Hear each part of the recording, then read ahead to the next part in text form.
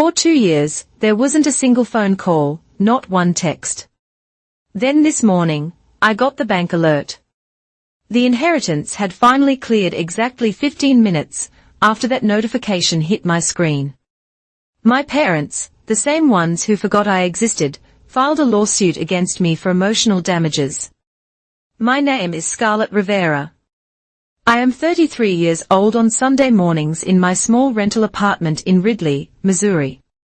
I prepare for the weekly family lunch with the precision of a clinical shift. I check the internal temperature of the roasted chicken. I seal the container of glazed carrots, ensuring the lid snaps tight. I wrap the loaf of sourdough I picked up in foil. I do this every week. It is my assigned contribution. It is the toll required for entry into the chaos of my parents' home. The drive is only 10 minutes. I pull up to the same faded yellow house I grew up in. The lawn needs a mow. I can hear the noise before I even turn the key in the lock. First, the low, persistent roar of the baseball game on the living room television. My father is already cemented in his recliner, his focus absolute. As I pass through the living room, he offers a short harump, a sound that serves as his greeting. Second, from the dining room, my mother's voice, high and tight with anxiety. Caden, do not touch that. I told you Grandma's porcelain figures are not toys. Put it down. Put it down now. Third and loudest is the sound of my older sister, Alyssa. She has established a command center at the dining room table. Her phone propped up in a glowing ring light. A cascade of brightly colored scarves is draped over every available chair. Her voice is pitched for sales. A bright, demanding tenor that cuts through everything. Okay, VIPs, listen up.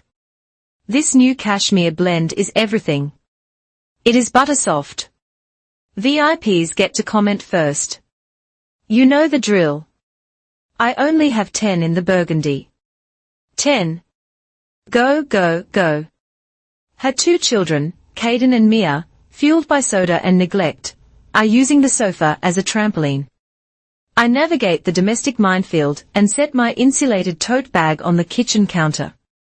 My mother breezes in, wiping her hands on an apron she has worn for a decade. Oh, good. The chicken's here, she says, peering into the bag. She doesn't ask how I am. Scarlett, can you start carving? The kids are just starving, and Alyssa is right in the middle of a special push. I find the carving knife.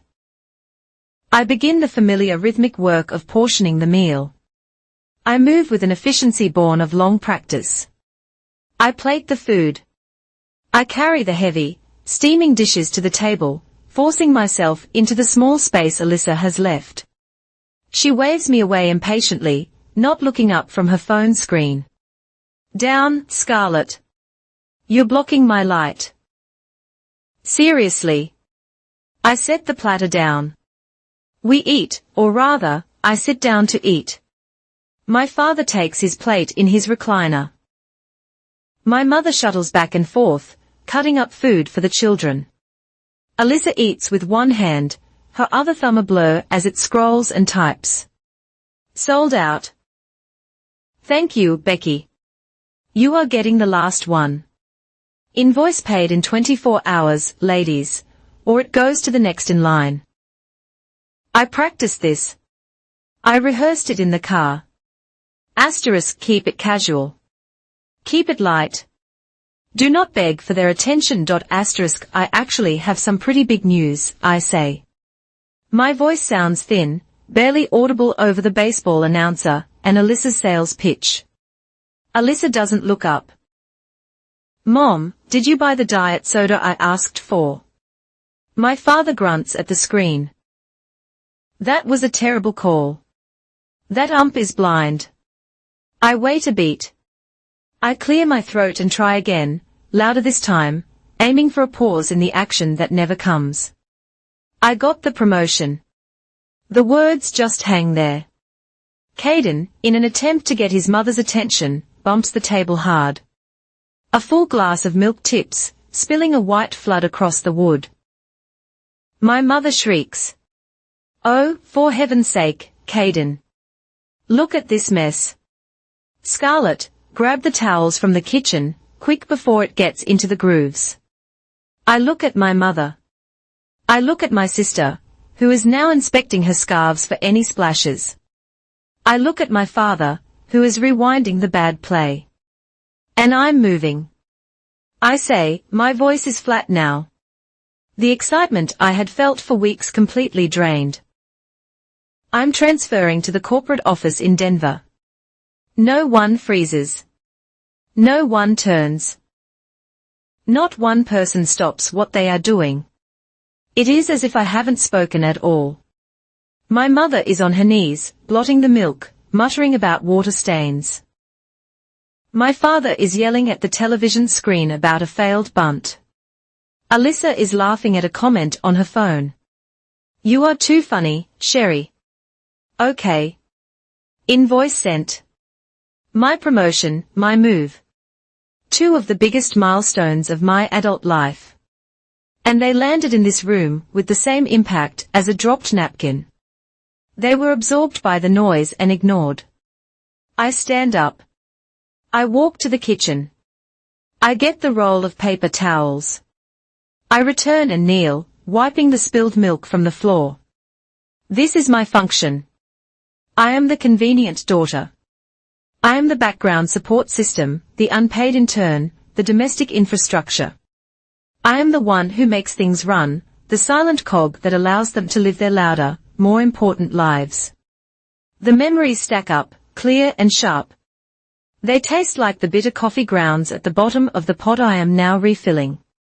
I remember the long weekend I spent babysitting Caden and Mia, cancelling my own hiking trip so Alyssa could attend a networking craft fair in St. Louis.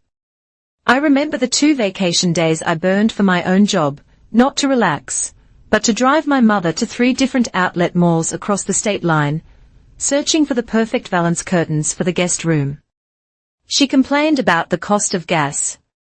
I remember last Christmas, not the holiday itself, but the 72 hours leading up to it. My hands were raw and cracked from taping boxes in her freezing garage until 2 o'clock in the morning. Alyssa had overordered a shipment of holiday-themed shawls, and I was tasked with packing and shipping her inventory so she could coordinate her holiday live stream from the warm living room. When I had asked, just once, why I was always the one expected to drop everything and why my job was always seen as more flexible, my mother had delivered the familiar, crushing refrain that erased me completely. Alyssa has the kids, Scarlett. Her life is just harder than yours. She needs more help. My life, my career, my time, all considered less than because I had not reproduced. I was the buffer, the utility, the one who could handle it. I finished pouring the fresh coffee into their mugs. I wipe the counter. I gather the empty plates. No one says thank you. I pack my insulated tote bag, now filled with empty plastic containers. I let myself out the front door. The baseball game is heading into the 7th inning. Alyssa is describing the amazing shimmer of a polyester scarf. My mother is showing Caden how to wipe his feet on the mat.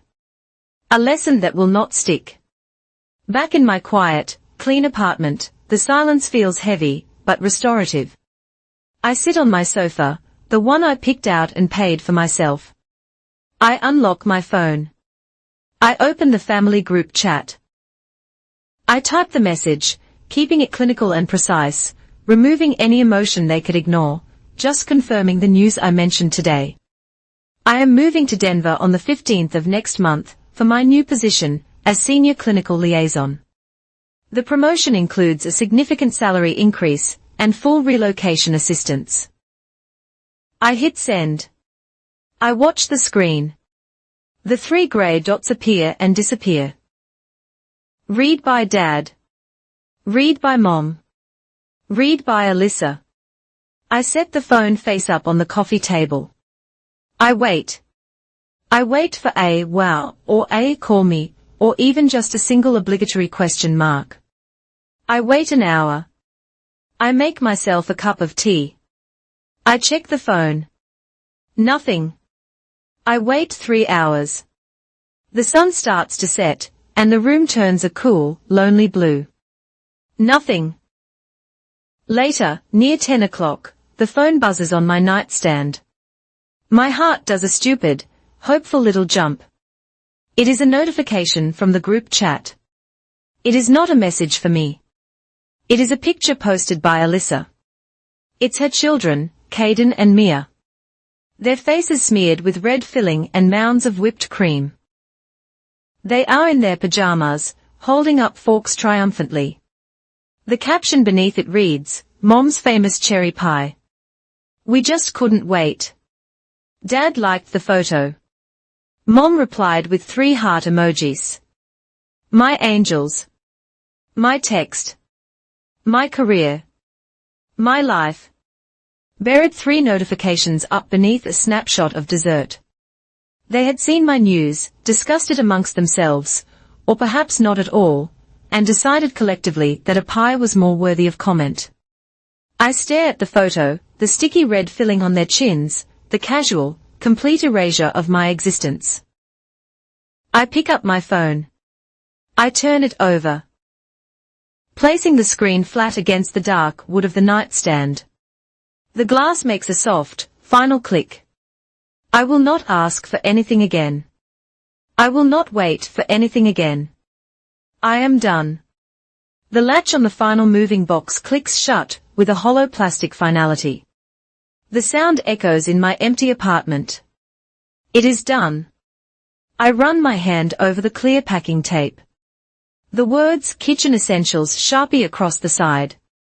For the last month, my life has been a checklist of forwarded mail, cancelled utilities, and sorting a decade of possessions into 3 piles: keep, donate, trash. My phone buzzes on the empty countertop. The noise is abrasive in the silence. It is my mother. I look at the preview. No good morning. No how are you. Not even a good luck with the move, just a command, casual and absolute. Need you to watch the kids this Saturday. Alyssa has a special live stream. I read the text twice. My move, the one I announced in person and confirmed in the group chat, is today, the 15th. This is Saturday. She has not only ignored my life-changing news, she has scheduled me for childcare in a state I am actively leaving. My thumbs hover over the screen. The old Scarlett, the utility daughter, would have replied with a frantic apology. Oh, Mom, I'm so sorry. I can't. I'm moving. Remember. I feel terrible about the timing. I am not the old Scarlett. I type 6 words. I am moving to Colorado today. I do not add an apology. I do not soften the fact. I hit send. The U-Haul cab is high off the ground. It smells of diesel and old coffee. I check the straps on my little sedan, secured to the auto transport behind me. One last time, I climb into the driver's seat. The engine turns over with a heavy industrial groan. As I pull away from the curb, I glance at my phone. My text has been read. There is no reply. I merge onto the highway, pointing the heavy truck west. The radio scans, a blur of static and unfamiliar morning shows before it lands on a clear signal, the unmistakable sound of a piano intro, bright and insistent. Billy Joel. Anthony works in the grocery store. The universe is laying it on a little thick, saving his pennies for someday. A humorless laugh escapes me. I reach for the volume knob. I don't turn it down. I turn it up. I turn it up until the cheap speakers in the doors rattle. I turn it up until the sound is big enough to fill the cab, to push out the memories, to drown out the low, persistent hum of guilt that has been my soundtrack for 33 years. I let the song become an anthem, a roaring declaration of my exit. The miles blur. Missouri is a flat green smudge, and then it is gone. The road is a long, hypnotic grey ribbon. Each mile marker that flashes past is a ghost, a milestone they missed. I pass and exit for a university town. I am instantly transported back to my college graduation. I had paid for 4 tickets. I had steamed my gown. I stood on the field with thousands of other students, craning my neck toward section 104. The seats were empty. When I called them later, the tassel for my cap still dangling in my hand, my mother's voice was sharp, impatient. Scarlett, really? Alyssa's new boyfriend, the one with the motorcycle, he broke up with her. She was just devastated. She needed me. You know how sensitive she is. You just had to walk across a stage. Alyssa was having a real emergency. I sat on a bench in my graduation gown and watched other families take pictures. Their balloons bobbing in the breeze. I did not get a single photo. I keep driving. The truck crosses a rattling steel bridge. I remember my first real promotion 2 years ago. Not the one I just got, but the one that moved me from floor nurse to clinical coordinator. It was my first step into management. I was proud. I made a reservation at the Grove, a nice Italian place we never went to. My treat, I told them. They were 30 minutes late. My father complained about the parking. My mother complained about the lighting. Alyssa arrived last, not with a card, not with congratulations, but with a stack of papers she spread out on the white tablecloth before I had even looked at the menu. Okay, Scarlett, she said, tapping the top page. You're smart about this stuff. My credit is shot because of those student loans I never paid, and I'm trying to rent this new duplex. The landlord is being a jerk about a co-signer.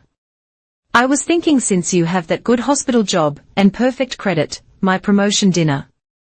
The entire 2-hour meal was spent analyzing Alyssa's credit report, discussing the legal ramifications of co-signing, and listening to my mother suggest that family should be willing to take risks for each other.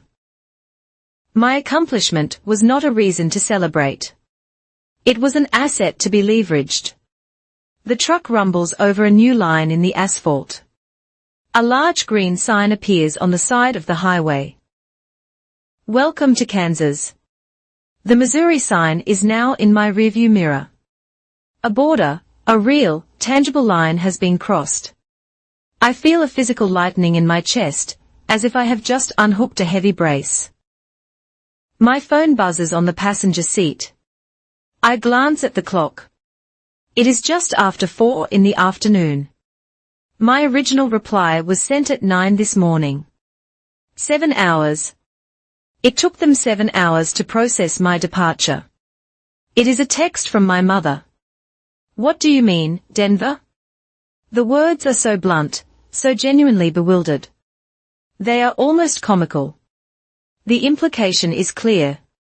My move is a sudden, volatile secret, a betrayal. It is not the news I announced at their dining room table. It is not the text I sent that was seen, read, and buried under a picture of a cherry pie. My thumb hovers over the screen. I could reply. I could write a manifesto. I could list every grievance, every missed birthday, every vacation day I burned to watch her kids, every ignored success. I could explain why I'm doing this, but explaining is a form of asking. It is asking for their understanding. It is asking for their permission. I am done asking. I look at the screen at the confused, demanding text. I let it sit there. I let the question hang unanswered in the dry Kansas air.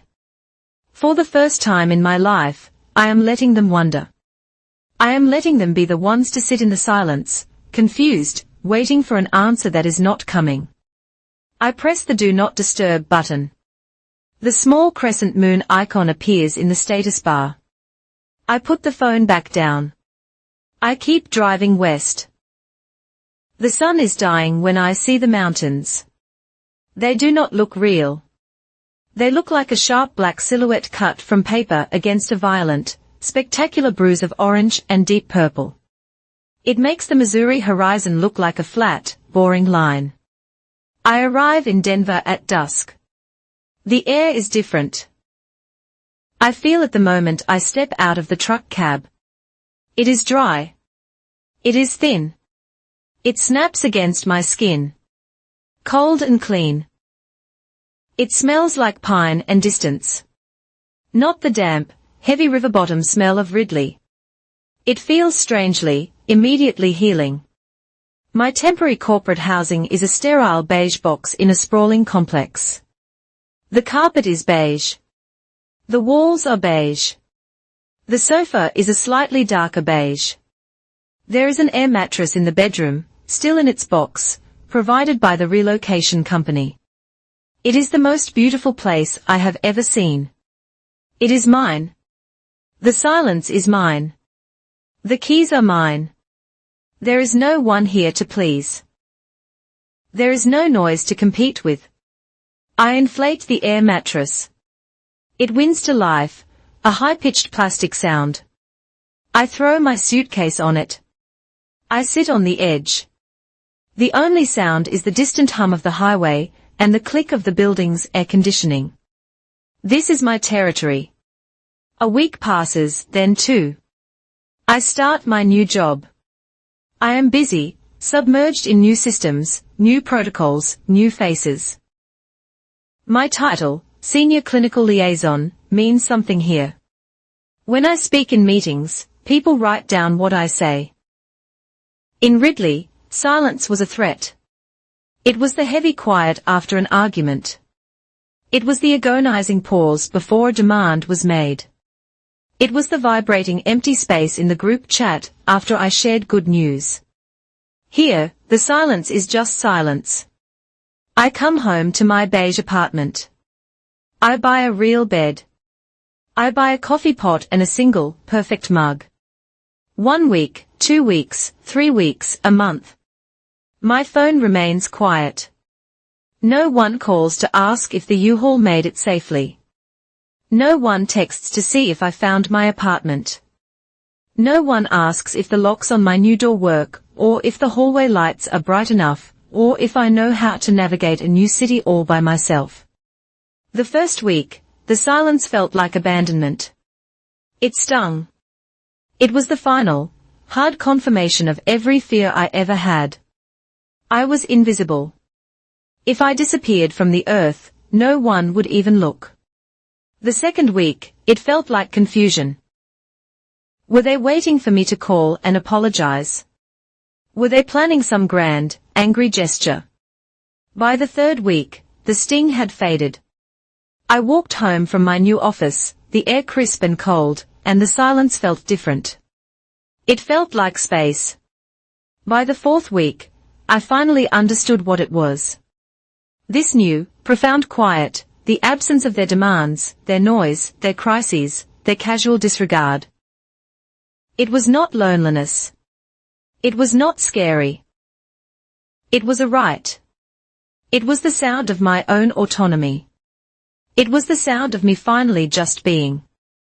And it was the best sound I had ever heard. 3 months.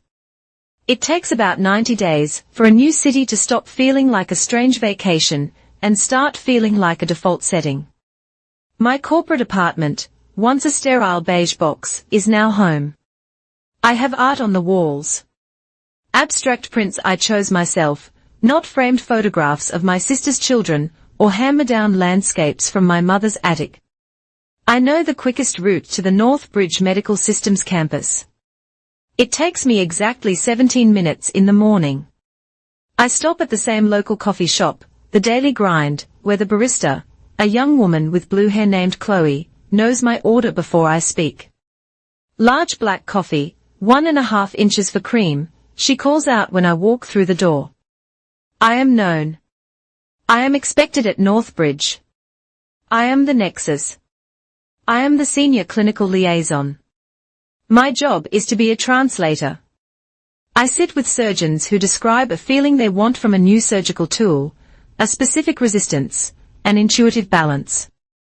Then I go to the engineering bay and must translate that feeling into quantifiable metrics for a team that only speaks in microns, tensile strength, and torque ratios. I observe surgeries, scrubbed in, standing in the corner. I write protocols. I run beta tests. Back in Ridley, when I tried to explain this, my father would just nod and say, "So, you're a hospital sales rep." My sister would just ask if I got free scrubs. Here, my analysis dictates million-dollar development decisions. The biggest change to my new life is Milo. 2 months ago, I walked into a local shelter just to look. I left with a 50-pound, apricot-colored standard poodle, who had been surrendered by his last family for being too anxious. "We are a match set," I told him on the drive home. Milo is my new routine. The jarring buzz of my old alarm is gone. I wake at 5:30 a.m. to his insistent, wet-nosed nudge against my hand. We walk. The Denver air is sharp, and the sun rises differently here, painting the sharp edges of the Front Range in a pale violet light. I put on my headphones, but I do not listen to news or podcasts. I listen to quiet instrumental music. My phone stays deep in my jacket pocket. The family group chat notification badge has been permanently muted. The silence is no longer an absence. It is an active, protected space I am curating. Milo trots beside me, his nails clicking a happy, rhythmic staccato on the pavement. I meet Gabe Mercer at the dog park on a Saturday. It is a vast, dusty expanse near the Cherry Creek Reservoir, a place where Milo can run himself ragged. I am used to the park regulars. The polite nods exchanged over tangled leashes. Gabe is new. He is standing alone, throwing a battered tennis ball for a 3-legged border collie. He is tall, maybe 35, with the kind of focused, slightly exhausted energy I recognize from my own field. He is wearing a simple gray t-shirt with a small, stylized logo I do not recognize. We end up near the water fountain. His dog, who he introduces as Tripod, is lapping water noisily. He's fast for 3 legs, I say. A simple, polite observation. He doesn't know he's missing one, Gabe replies, his voice calm. We are actually working on a new prosthetic prototype for him. The old one chafes after about 2 miles. My professional curiosity overrides my social hesitation. A prosthetic. The socket design must be complex. Are you using pressure mapping sensors to check the fit distribution? He stops and looks at me. Really? Looks at me with a sudden, intense interest that has nothing to do with polite small talk. Yes, we are. We are having hell with the batch testing on the silicone liners. They keep showing micro tears after about 50 hours of sustained use. Are you using standard medical grade silicone, or a reinforced copolymer? I ask the question automatically. At Northbridge, we had a similar issue with the tubing for our new dialysis prototypes. The tensile strength wasn't holding up to the automated cleansing cycles. We talk for 40 minutes. He is Gabe Mercer, the founder of a small, but brilliant startup called Ridgeworks Rehab. They design custom rehabilitation equipment. I am Scarlett Rivera, the senior clinical liaison, who helps bridge the gap between engineers and hospital application. We talk about ASM safety standards, FDA approval hurdles, and the deep mutual frustration of beta testing. It is the easiest, most engaging conversation I have had in a year. He does not ask me why I am not married. He does not ask about my family. He asked me what I think of the new ISO standard for load-bearing joints in pediatric walkers. We start meeting at the park intentionally. It shifts slowly from dog walks to coffee. Then from coffee to dinner. The dinners are nothing like the chaotic, loud, performative obligations back in Missouri. We go to a quiet noodle shop. We grill fish and simple oiled vegetables on the small electric grill on my apartment balcony. We talk about our days. He does not just listen, he hears. He retains information. One evening I am telling him about a difficult meeting I chaired. We had 2 chief engineers and 3 senior cardiothoracic surgeons in a room, I say, and they were speaking completely different languages. The surgeons wanted intuitive, and the engineers wanted precise. I finally had to map the entire surgical workflow on the whiteboard, translating the surgeon's feel into specific haptic feedback data points for the engineers. I finish the story and realize I have been talking uninterrupted for 10 minutes. I stop, bracing for the inevitable, bracing for the subject change. The "oh" that reminds me, that will pivot the conversation back to him, or worse, the glazed-over look of polite indifference I got from my family. Gabe just nods. Forks a piece of grilled salmon. "That's good," he says. "That's really good. You're a translator. That's a rare skill." Did the engineers get what they needed from the haptic map? I feel a strange, unfamiliar warmth in my chest. It is the feeling of being seen. The fact that he remembered, that he processed it, that he applied his own knowledge to my problem. It feels less like romance and more like a profound intellectual respect. The romance is just the quiet, comfortable byproduct of that respect. My life is building its own framework. I join a Friday night book club. It is run by Chloe, the barista. We meet at the bookstore after it closes, drinking cheap red wine from paper cups and arguing about plot holes in a recent bestseller. At first, I was terrified. In my family, opinions were territories to be defended. If I disliked a movie my mother loved, it was a personal betrayal. "How can you say that? It was beautiful." Here, with Chloe and the others, we argue passionately. The ending was a total cop-out, I declared last Friday. The author broke her own rules, and instead of offense, I got agreement. I got debate. I got scarlet, hot take defended. I laugh, a real, open-throated sound. I am learning that my opinion can just be my opinion, not an act of aggression against someone else's.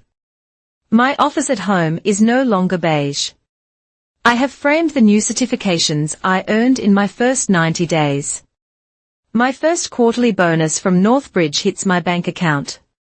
It is substantial. I look at the number. I look at the certificates on the wall. These are not favors. They are not emotional currency. They are proof. They are objective. Undeniable evidence that I'm not just a convenient shadow, or the one who can handle it. I am competent. I am valuable. One night, I am working late on a new protocol report. Milo is asleep on the rug beside my desk. He is on his back, legs splayed in the air, letting out a series of soft, puffing snores. It is a ridiculous, trusting, happy sight. I snap a picture on impulse. I send it to Gabe. I do not expect an immediate reply. It is almost 11 p.m. My phone lights up less than a minute later. A text from him. That is the sound of happiness. Proof of a good life. I read the text. Proof of a good life. He is right. I look at my dog, at my laptop, at the view of the city lights outside my window. This is it. This is the life I built from the scraps. They did not bother to notice. The peace holds. It feels solid, real. The digital silence for my family has been absolute. A clean break. Not a word since my mother's confused, "What do you mean, Denver?" Then one Tuesday, a notification pops up on my Instagram. An account I barely use. A follow request from a name I vaguely recognize. Ashlyn, my cousin, my mother's sister's daughter. She is much younger, maybe 22. I remember her being a quiet, decent kid at the few holiday gatherings I attended. The DM from Ashlyn is the first pebble tossed into my very still pond. It is too small to be a threat, but it breaks the surface. Hey, Scarlett. Wow, I heard you moved to Denver. That's awesome. The word heard is interesting. Heard from whom? My mother. It implies I'm a topic of discussion, a data point being passed around. I type back a simple, hey, Ashlyn. Yes, I did. Hope you're well. A few minutes later, a new notification. Ashlyn liked your photo. I check my feed. I only have a handful of pictures. The one she liked is from 3 weeks ago. A simple shot of my living room. The sun hitting the new rug. Milo asleep on the sofa. I had posted it because the morning light was nice. I had not considered it was a piece of evidence, a data point for them, a harmless like, a distant relative reconnecting. I think nothing of it. I put my phone down. I go back to my report. The piece is strong. It is built on a foundation of professional respect, genuine friendship, and a happy, snoring dog.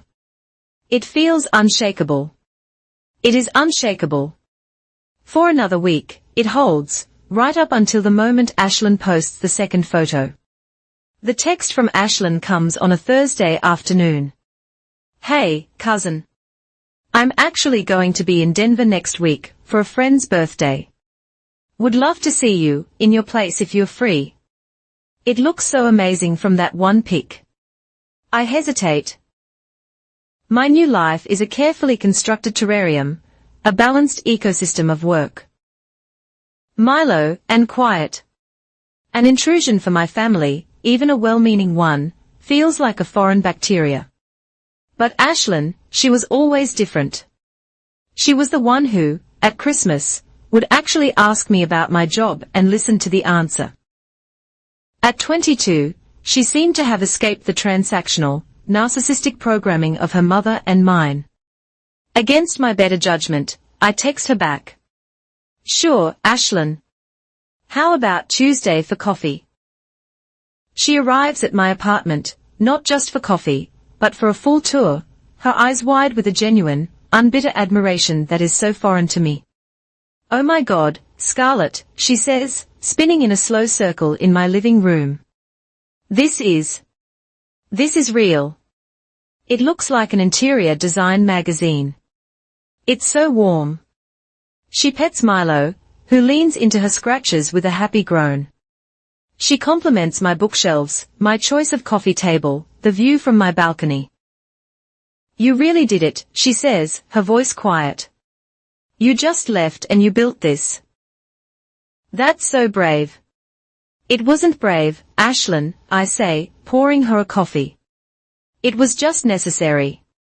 She is easy to be around. We talk for 2 hours. She tells me about her classes, her annoying roommate.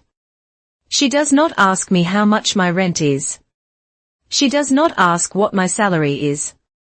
She does not mention my mother, or Alyssa at all. It feels, for a moment, like I can have a single healthy branch on a diseased family tree. As she is leaving, she holds up her phone.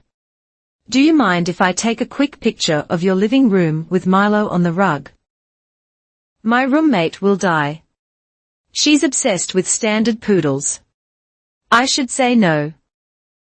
The warning bells are faint, but they are there. But how do I say no? She's been nothing but sweet. Oh, sure. Go ahead. She snaps the picture. Thanks. This was so great, Scarlett. We should do it again. The piece holds for exactly 4 hours. That evening, my phone, which has been so blissfully silent for months, begins to buzz. It doesn't stop. It's a cascade of notifications, all from Instagram, an app one had forgotten I had. Ashlyn posted the photo. It's an artful shot, the afternoon light, my well-chosen rug, the comfortable sofa, my framed certifications on the wall in the background, and Milo looking regal and content. The caption is the gasoline on the fire. She wrote, "So proud of my amazing cousin, Scarlett. She's really living her own life out here in Denver." The comments are a feeding frenzy, a digital reunion I never asked for. Aunt Donna, where in Denver is that? What district looks nice? Uncle Mike, is that a new build? Must have cost a pretty penny. You renting or did you buy? A cousin I haven't seen in 10 years, wow. Scarlett, big promotion, huh? Northbridge must be paying you well. They are not questions. They are probes. They are small, sharp tools designed to extract data, rent or buy. How much? What district? What is your value? What can be taken? The comments are a public inventory of my assets. I scroll, my stomach tightening, and then I see it. A comment from my mother, her first public acknowledgement of my new life. Mom, so proud of our Scarlett. Always knew she'd do great things. It is a masterpiece of public relations, a bland, generic, perfectly calibrated statement of support. It is a lie baked into a 4-word sentence. Our Scarlett, as if she had any part in this. As if she had ever watered this plant.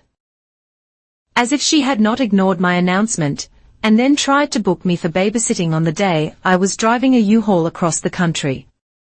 There is no private message from her. No text, no congratulations, just this hollow public comment planted like a flag for all the other relatives to see. See, we are a proud, supportive family. I am a good mother. I close the app. The buzzing continues, but I ignore it. The damage is done. The location of the new herd has been broadcast to the predators. I try to go back to my work. I try to focus on a new clinical trial protocol, but the peace is gone. The silence in my apartment no longer feels like a right. It feels like a temporary ceasefire. An hour later, my phone buzzes again. A different notification. A new direct message on Instagram. It's from Ashlyn. My first instinct is anger. I want to tell her to take the post down, but then I read the preview. Ashlyn. Scarlett, I am so sorry. I think I made a huge mistake. I open the message. Ashlyn, my mom, Aunt Donna just called me asking me a million questions about you, and then this just popped up in my DMS. I don't know if I should be sending this to you. It feels wrong, but it also feels wrong not to. I think you should see what they are saying when they think you're not looking. I'm so sorry, Scarlett. I didn't mean to cause drama. Attached is a screenshot. My fingers feel cold. I tap the image, and it expands to fill my screen. It is not a message to Ashlyn. It is a screenshot of a different DM thread, a private conversation. The participants are Alyssa Rivera and Mom. The text is from my sister, Alyssa. It was sent to my mother clearly just moments after my mother left her, so proud, comment on the public post. Alyssa, her place looks expensive. That sofa is not from a thrift store. And that dog, a purebred poodle, that's at least a $3,000 animal. Mom, I know. Donna said the neighborhood looks new. Alyssa, you need to ask her what her salary is.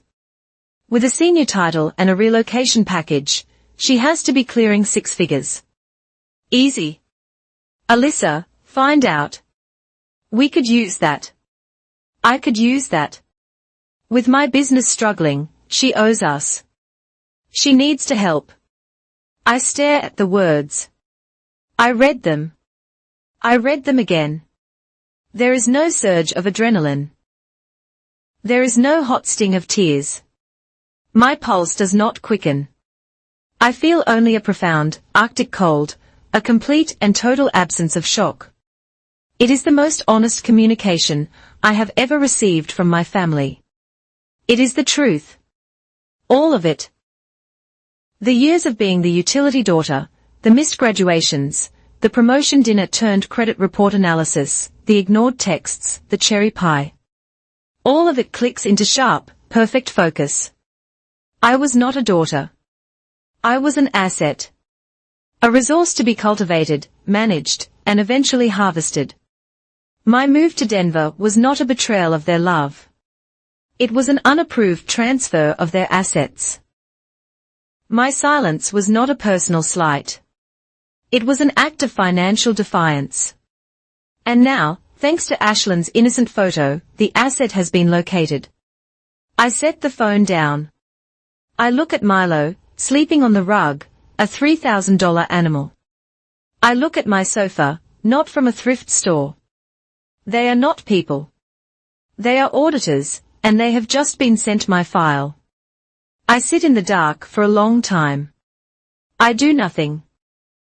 I just absorb the cold, hard clarity of the truth. At 11:30 p.m., my phone lights up again. A text message. This time it is from my mother. I look at the name. My thumb slides over the notification. Mom? Hi, honey. Just thinking about you. How are you? Dad? And I miss you so much. I read the text. The lie is so blatant, so clumsy. It is almost insulting. Miss you so much. After 4 months of absolute, deafening silence, after she just got off a private message with Alyssa discussing my salary. This text is not an olive branch. It is reconnaissance. It is the probing first move. It is the "are you there" before the "I need." I do not reply. I turn the ringer off. I go to bed. I do not sleep well. I wake up at 4 a.m. The words from the screenshot playing on a loop in my head. She owes us. Find out. I get up. I make coffee. I watch the sun rise over the mountains. I take Milo for his walk. I go to work. I chair my meeting. I am clinical. I am precise. I am the senior clinical liaison. At 10 a.m., my phone buzzes on my desk. I have allowed this one notification through. A new text from Alyssa. Alyssa, house looks great, sis. So proud of you. Listen, total spur of the moment thing, but the kids have a long weekend. I just booked a flight, landing in Denver tomorrow at 12 p.m. Can't wait to see you. I read the text. Tomorrow at 12 p.m. Not can I come? Not are you free? Would you mind if I stayed with you? It is a declaration, an arrival. AC-130 dropping troops into my landing zone. She has already bought the ticket. She's not asking for permission. She is notifying me of her arrival. She's coming to audit the asset. She is coming to collect. I look at the clock on my computer screen. 10:01 a.m. She lands in 26 hours. The old Scarlett would be in a blind panic. She would be calling, texting apologies. I'm so sorry. I have work. I don't have a guest room. Where will you stay? She would be rearranging her life, clearing her schedule, preparing her apartment for an invasion she never agreed to. I simply look at the message. I see the moving pieces on the board. My mother's probe, Alyssa's DMS. Now the ambush. I take a slow, deep breath of the dry, corporate filtered air. If they are coming, they are coming. But they are not coming to my home. They are not coming into my life. This is not Ridley. I am not the utility. If we are meeting, I am setting the terms. The rules are mine now. The doorbell rings at exactly 12:15. The sound is a violation. A sharp, buzzing incision into the quiet I have worked so hard to build. Milo lets out a low growl from the rug. He can feel it. I am standing by the kitchen counter. My hands flat on the cool quartz. My heart has begun the old, familiar, stupid hammering. They are here. They are here.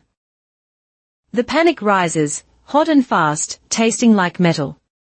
Asterisk, you must please them. You must manage their feelings. Make sure they are comfortable. Apologize for the inconvenience. Asterisk, I close my eyes. I breathe in. 1. I am not in Ridley. 2. This is my apartment. 3. I am not the utility. 4. I did not invite them. 5. I am a 33-year-old executive. 6. I am not their resource. 7. I read their messages. 8. I know why they are here. 9. I am in control. I open my eyes. 10. I walk to the door. I do not run. My breathing is even. I check the peephole. It is not just Alyssa. It is all of them. Alyssa is in the front, foot tapping impatiently. Behind her, my mother, holding a pink bakery box, a tense, bright smile plastered on her face. And behind her, my father, looking bored and annoyed, already checking his watch. They did not just send an emissary. They sent the entire delegation, the full court press. I unlock the deadbolt. The thud of the lock pulling back is heavy. I open the door. My mother surges forward first. Scarlett. Oh, honey, we missed you so. She wraps me in a hug that is all performance. It is too tight, her hands gripping my back, her perfume overpowering. It is not a hug of affection. It is an act of possession, a public display for an audience that isn't here. Hi, Mom, I say, my voice neutral. I do not hug her back. I just stand there, a post for her to cling to until she pulls away, her smile faltering for a fraction of a second. Dad, I say, nodding. He grunts, his eyes already scanning past me into my living room. This is it. Huh? Where's the TV? Is that the remote? The game's on. He bypasses me, a ghost walking through a wall he doesn't perceive, and makes a direct line for my sofa. Alyssa pushes past her two children, Caden and Mia, swarming in behind her like a disruptive wake.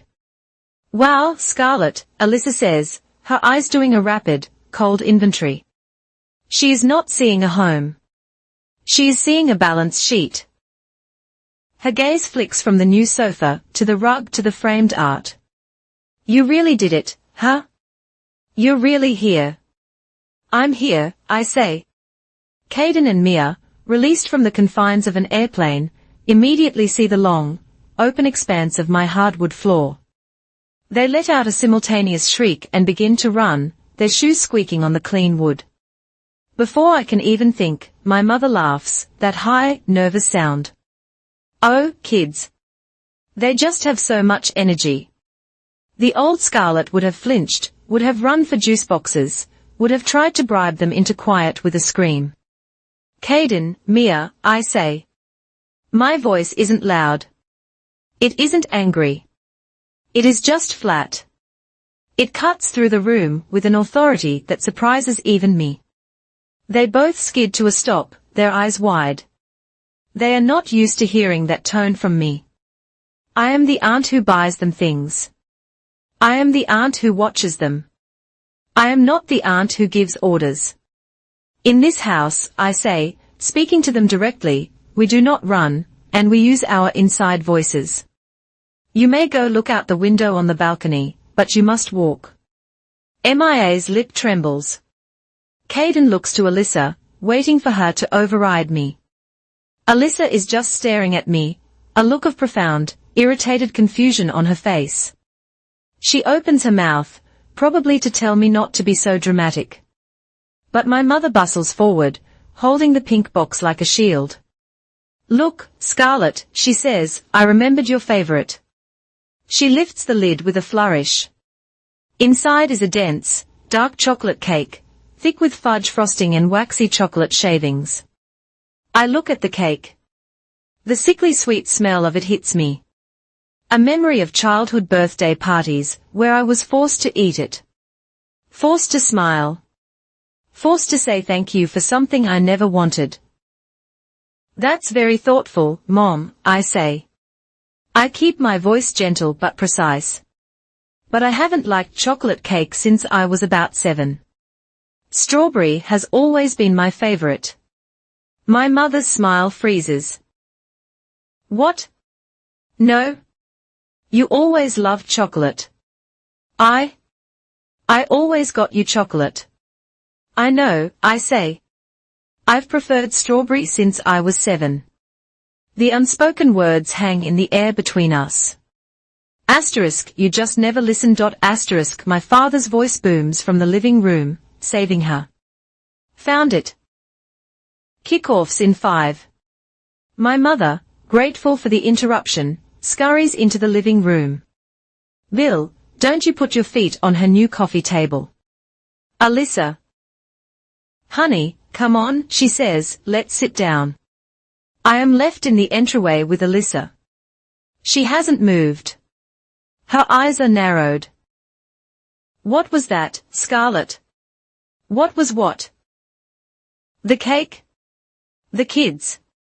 You're being weird. Hostile. I'm being clear, I say. They can't run on the floors. And I don't like chocolate cake. These are just facts. Can I take your coat? She hands me her jacket, her eyes never leaving my face. This is not the sister she was expecting. This is not the doormat she flew 900 miles to wipe her feet on. I walk into my own kitchen to get glasses for water. I am followed. They trail me like a pack. My mother comes in, her hands immediately finding my countertops. She raps her knuckles on the quartz. A sharp tap, tap, tap. My goodness, Scarlett, she says, her voice casual. Too casual. This isn't laminate, is it? This is quartz. This must have been very expensive. It's the line from the screenshot. Her place looks expensive. The reconnaissance has begun. It's durable, I say, opening the refrigerator. Alyssa leans against the doorway, her arms crossed. She has no patience for my mother's subtlety. She goes for the direct extraction. Just cut to it, Mom, she says, her voice sharp. Scarlett, what's the new salary? Seriously, because this apartment, the new furniture, the neighborhood, they are giving you stock options, right? A relocation bonus. What are we talking? Base pay, $121,300. She has to be clearing 6 figures. Find out. The directness of it is almost freeing. They are not even pretending. I pull out a pitcher of filtered water. I turn to face them, leaning back against my own counter. I am not a defendant on the stand. I am the owner of the room. Northbridge has a very competitive benefits policy, I say, my voice cool and even, borrowing the cadence of my corporate VP. My compensation package is in line with industry standards for my title. I am very comfortable. I hold their gazes. I do not blink. Alyssa's face tightens. I have denied her the data. I have given her a corporate, meaningless, perfectly polite wall to run into. Mom, I say, do you want ice in your water? The next 10 minutes are a masterclass in strained avoidance. I bring water on a tray to the living room. My father is completely absorbed, yelling at the television. He's running the wrong route. That's not the play. This new coach is a disaster. My mother, seated stiffly on the edge of my new armchair, launches into a long, detailed monologue about her neighbor's prize-winning roses, and a new invasive species of Japanese beetle that is threatening them. It is a story I have heard twice before on the phone. Alyssa is not participating. She is vibrating. She sits on the sofa, her leg bouncing, her thumb scrolling furiously on her phone. She is here for a withdrawal, and the bank is currently closed. She is getting angry. The tension in the room is a physical thing. A high-frequency whine just beneath the sound of the football game. The kids, Caden and Mia, are bored.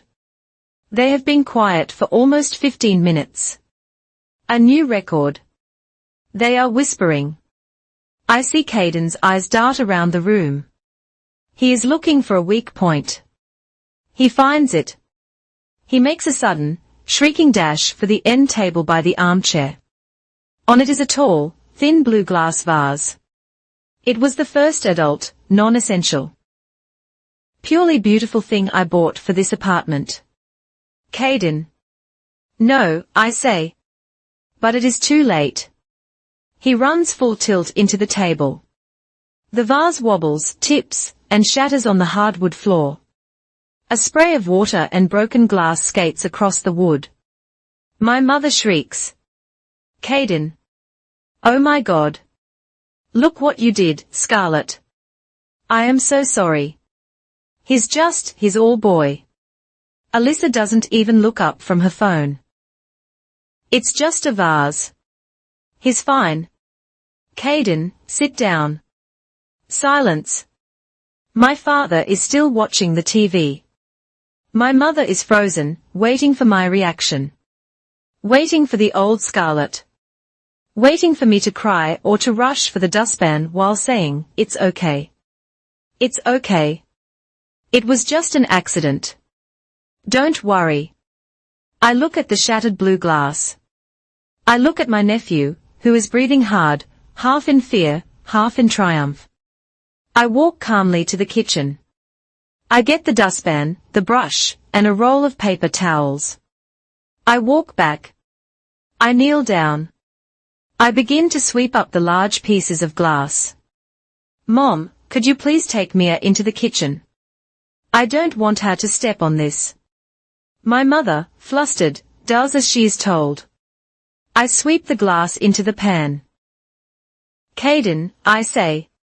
My voice is still quiet. He looks at me, bracing for a yell. Accidents happen, I say. But you were running. And in this house, we do not run. Now go to my bag by the door. I have something for you. He looks confused.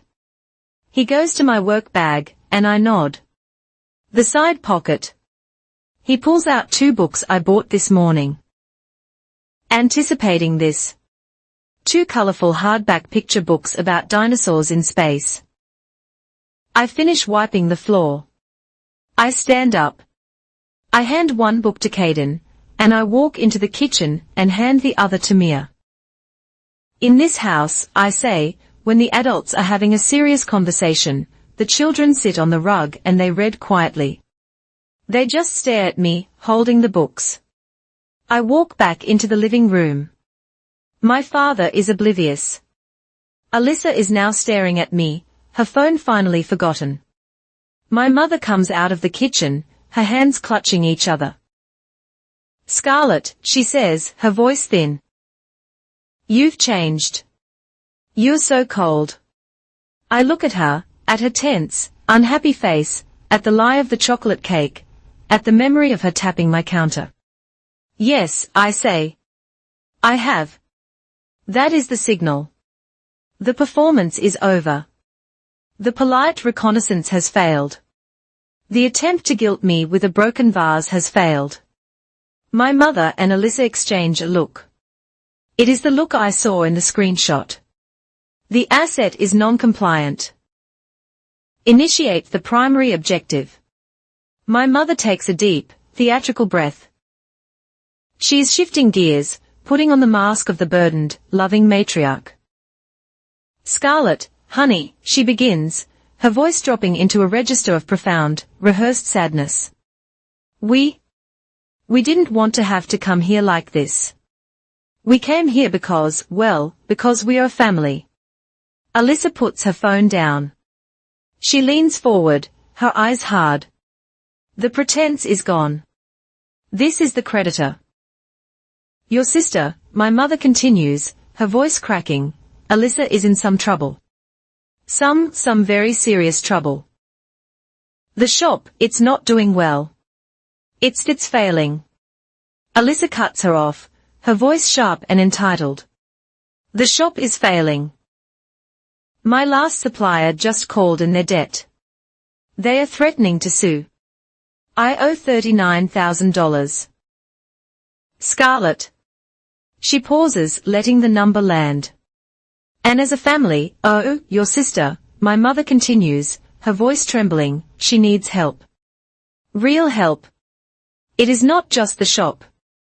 It is everything. They are threatening to take her house. Scarlett, the children. Alyssa, impatient with the performance, cuts through our mother's crocodile tears.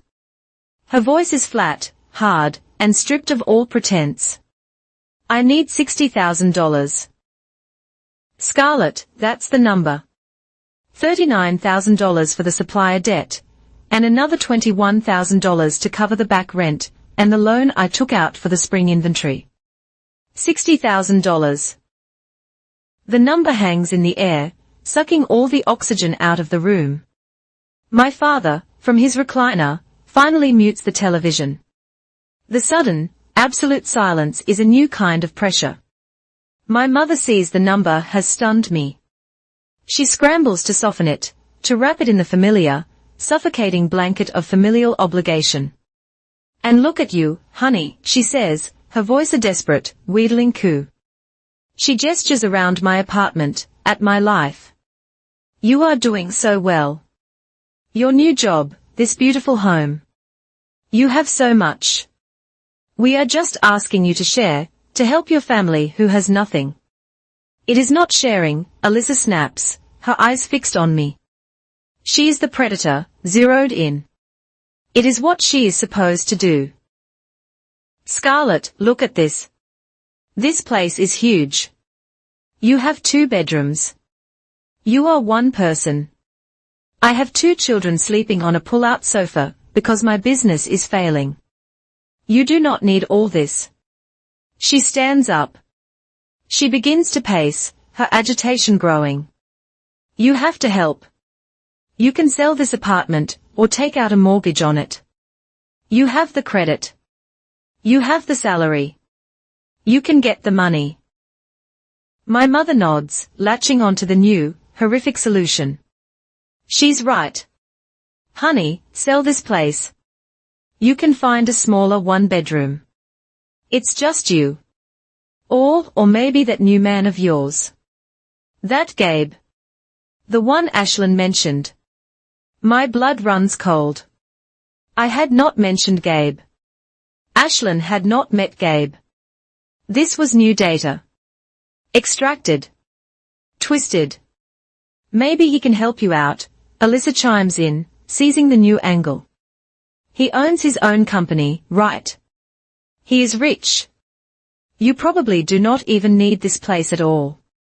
You could move in with him. You do not need 2 places when your sister's children are suffering. And then the final, crushing blow, the one they always save for last. My mother walks over to Caden and Mia, who are still sitting on the rug, confused by the adult tension, their new books forgotten in their laps. She places her hands on their heads, her fingers stroking their hair. Do it for the children, Scarlett, she whispers, her voice thick with manufactured tears. Please, this is not about Alyssa. Not really. It is about them, your nephews. You would not want them to be homeless, would you? You would not let them suffer just because of what? This new furniture, this apartment. She looks at me, her eyes brimming. Family is supposed to help each other. That is all this is. We are a family, and we need help. I listen. I do not feel the hot rush of panic I expected. I do not feel the familiar sinking guilt. The scene with the chocolate cake, the broken vase, and now this. It is all too much. The emotional circuits have overloaded. The panic has been replaced by a profound, arctic, and deeply clarifying cold. I am not a daughter in this moment. I am a clinician. I am an auditor, and I am listening to their presentation. I am mentally flagging the key words, identifying the tactics with a cold, surgical precision. Tactic 1, the children as human shields. Caden and Mia deployed as emotional armor. Any refusal on my part is not a refusal to Alyssa. It is a direct, malicious act against two innocent children. It is designed to frame a no as morally monstrous. Tactic 2, the minimization of my life. This apartment, my home, the first space that is truly mine, is reduced to new furniture and 2 bedrooms. My career success is not a source of pride. It is a resource I am selfishly hoarding. My life is trivialized to make their demands seem reasonable. Tactic 3, the weaponization of family. The word family is used not as a descriptor of a relationship, but as the legal basis for a one-sided, binding contract, a contract that stipulates my assets are communal property. My achievements are their safety net, and their poor planning is my permanent responsibility. Tactic 4, the introduction of false data. The mention of Gabe, a man I am barely dating, a man who has nothing to do with this. He has been identified as a potential secondary asset. They are already planning how to leverage his wealth through me. I remember the group chat notification, the one I sent about my promotion, my move, my new life. I remember the 3 red receipts. I remember the silence. I remember the picture of the cherry pie. They did not care about my success when it was just news. It was an abstraction. It had no value. But now, thanks to Ashlyn's photo, my success is concrete. It is a thing they can see. A sofa, a quartz countertop, a 2-bedroom apartment in Denver. My success is no longer a personal achievement. It is a transferable asset, and they have flown 900 miles uninvited with a fraudulent chocolate cake to facilitate the transfer. I look at them. My mother performing her grief. My sister vibrating with entitlement and rage. My father, silent in his chair, the patriarch waiting for his due. They are not here to ask for help. They are here to make a withdrawal. They are here to liquidate me. The silence in the room stretches. They are all looking at me. They are waiting for the tears. They are waiting for the capitulation. They are waiting for the old Scarlet, the one who would collapse under the weight of their combined disappointment. They are waiting for me to say, of course. What do I need to sign? I take a slow breath. I let it out. I unlean myself from the counter. I am in control. Thank you, I say. My voice is so calm, so level, it shocks them. Thank you for being so direct about your position. I continue. I look from my mother, to my sister, to my father. You are asking me for $60,000, and you have suggested I acquire that capital by selling or taking out a loan against my home. Alyssa nods, her eyes narrowed. Yes, that is what I am asking. This is a significant financial and personal proposal, I say. I sound like I am at my desk at Northbridge. It requires a full review of all its implications. I stand up straight. I cross my arms. This is a subtle signal, a closing of the gate. I will consider it. The reaction is not what I expected. It is not anger. It is not relief. It is pure, dumbfounded shock. All 3 of them just stare at me. My script is wrong. I was supposed to say yes or no. I was not supposed to say, I will think about it. My mother blinks, her tear production system shutting down in confusion. Consider it, Scarlett. Honey, what do you mean? Consider it. Alyssa's face, which was pale with tension, floods with a sudden dark red. Consider it, she repeats, her voice a low hiss. Are you kidding me? Did you not just hear a single word I said? My children are going to be homeless. I am losing everything, and you are going to what? Make a pro and con list. She stands up, moving into my personal space. She is trying to physically intimidate me. Consider what she demands. What is there to consider? Scarlett, we are your family. I am your sister. You do not get to consider. You just do it. I do not step back. I hold my ground. I look directly into her furious eyes. Yes, I do, I say, my voice still quiet, still cold. I get to consider it. You are asking for $60,000. You are asking me to liquidate my primary asset. I will not be bullied or emotionally blackmailed or pressured into making a decision of this magnitude in my own living room. I heard your request, and I will give it the consideration it deserves. I turn, walk to the hall closet, and retrieve their 3 jackets. I walk back. I hold them out. The visit is over. I say this finally breaks them. My father surges out of his recliner. That is it. I told you we were wasting our time. She is not the same. She is a selfish, cold stranger. We are done here. He rips his jacket from my hand. My mother completely dissolves. This is not a performance. Scarlett, no. Please do not do this to us. Do not do this to your sister after everything. After everything we have done for you, you would do this to your family. Yes, I say. Alyssa just stares at me, her face a mask of pure white-hot hatred. She does not take her coat. She just turns, grabs Caden's arm with a force that makes him yelp, and storms toward the door. Fine. Keep your precious apartment. Keep your new life. You are dead to me. Do you hear me? Dead? Alyssa, wait. My mother wails, scrambling after her, dragging Mia by the hand. My father is already out the door. Alyssa follows. My mother, sobbing, gives me one last, pleading, wounded look. I do not know who you are anymore. I do not know you. I know, I say. She turns and leaves. I shut the door. I do not slam it. I shut it firmly. I turn the deadbolt. The heavy metallic thud echoes in the sudden, complete silence of the room. I am alone. I lean my back against the door, my hands flat against the wood. I am not shaking. I am not crying. I am not even angry. I am hollowed out. I am empty of all the old, toxic sludge of guilt and obligation and fear.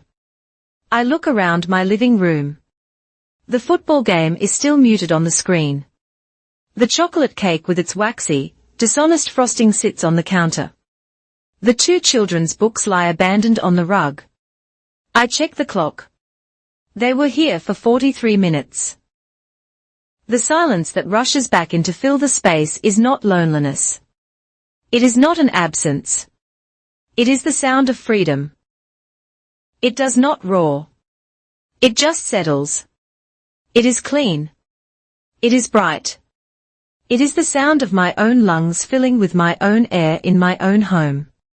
My phone, lying on the counter, remains quiet for 2 hours. They are in the air. The long weekend was a bluff. The return flights were always booked for today. Then, just as the plane must have landed in St. Louis, the barrage begins. It is an all-out assault. A text from Melissa. You think you are so much better than us.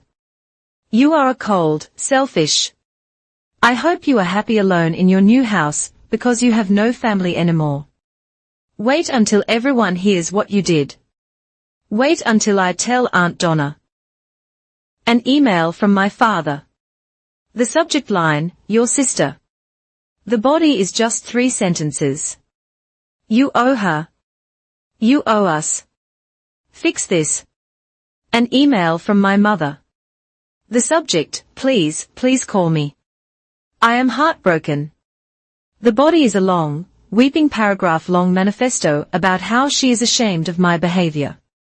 How I was cruel. How Alyssa cried the entire flight. How I have broken her heart, my father's heart, and destroyed the family.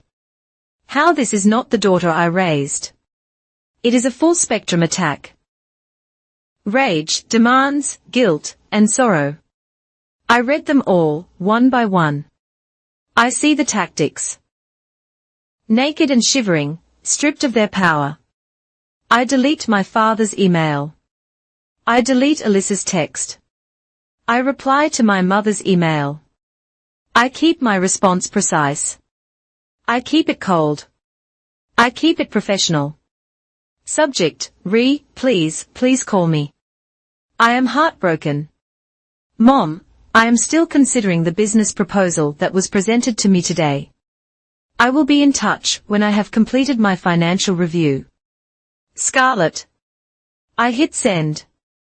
I power my phone off.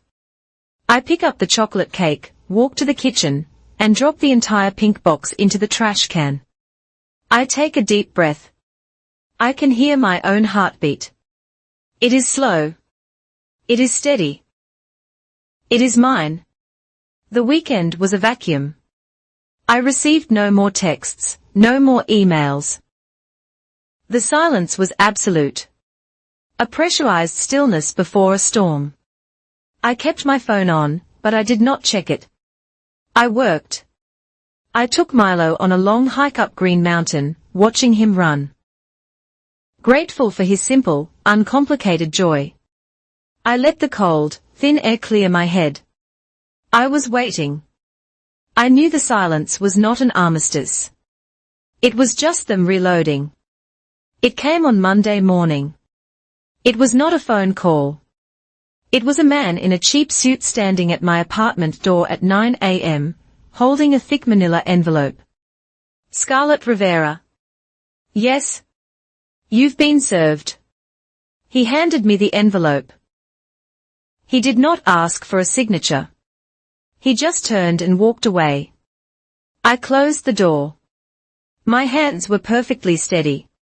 I set the envelope on my kitchen counter. I made myself a cup of coffee. I sat down. I picked up the shears I use for opening packages.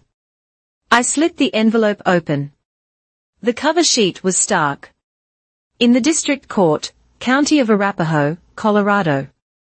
Civil Action Number 2025 CV 0944. Below that, the case name. Plaintiffs, William Rivera, Mary Rivera, Alyssa Rivera. Defendant, Scarlett Rivera. My own name listed as a defendant against my entire family. Looked alien. It looked like a typo. I turned the page. Complaint for damages. I read the counts. Count 1, intentional infliction of emotional distress. Count 2, negligent infliction of emotional distress. Count 3, loss of familial consortium. I read the words. The legal jargon was a dense fog, but the accusations were sharp, like glass shards hidden inside. They were accusing me of a calculated and willful campaign of abandonment. They cited my move to Denver as a malicious act designed to sever established family bonds. They claimed my refusal to communicate and cold rejection of their attempts at reconciliation. Their 43-minute ambush had caused them severe depression, anxiety, insomnia, and profound mental anguish. They were suing me for hurting their feelings. They were suing me for leaving, for not being the person they needed me to be, for, in essence, not giving them the $60,000. I should have been hysterical. I should have been crying. I was not. I felt a strange, cold detachment. I was no longer a daughter. I was a clinician reading a deeply flawed, fabricated patient history. Then I saw the second document stapled behind the first, emergency motion for temporary restraining order and preliminary injunction to freeze assets. My blood, which had been so cold, turned to ice. Freeze assets. What assets? My salary. My apartment.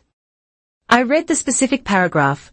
An emergency motion to enjoin and restrain the defendant, Scarlett Rivera, from transferring, spending, or otherwise liquidating any funds, securities, or property recently dispersed to her from the estate of Ruth M. Rivera. Aunt Ruth, my father's sister. I dropped the papers on the counter, the room tilted. Aunt Ruth had passed away 8 months ago. She was the quiet one, the librarian, the one they all called eccentric, the one who lived on a small farmstead they never visited. I was the one who visited. I was the one who drove out on Sundays. I was the one who sat with her through the last quiet months of her illness. I was the one who held her hand. I was the one who handled the cremation, because my father was too busy helping Alyssa launch a new line of winter shawls. The visit, the ambush, the spur-of-the-moment flight, the demand for $60,000. It was not a random number. They knew. They had been tracking the probate. They must have found out the estate was closing, that the assets were being dispersed. They knew I was inheriting the farm, the cash. They knew before I did. They had come to my apartment with their fraudulent chocolate cake, not to audit my salary, but to make a withdrawal against an inheritance I did not even know had arrived. And when I said, I will consider it. When I, in my ignorance, refused to write the check, they unleashed this. I walked to my laptop. My hands were shaking now, a low, furious tremor. I logged into my bank. I looked at my savings account. On Friday, the day they arrived, a wire transfer had cleared.